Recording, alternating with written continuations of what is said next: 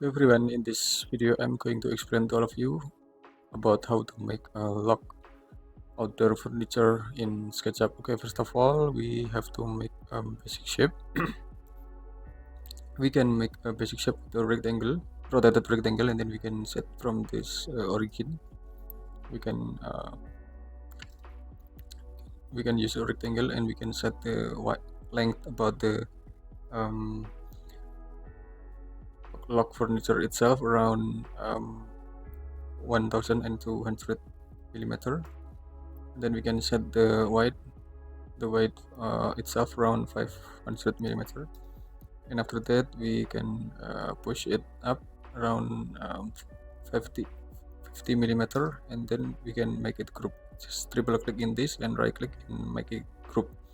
Okay, and after that we have to make a lock itself with a circle, and then we can place on the middle, and we can make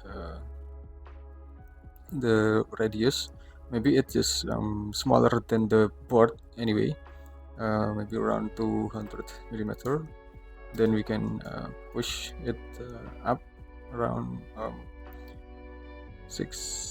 around 600 millimeter, and then we can make it group, make component, create it, and we can copy it, move and select control and copy it to the left side, and then we can just move this board on the little bit top in this area. Maybe we can move this with the blue edges, and we can move this to lock in the origin of the level.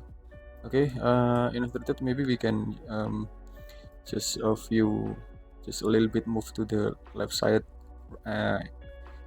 with maybe around 80 millimeter, and then just move it to the right side around 80 millimeter also.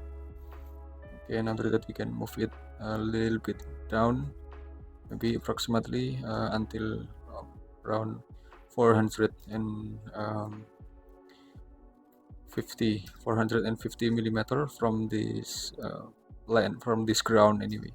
And then we have to make material with the lock material. Maybe we can search the wood, maybe.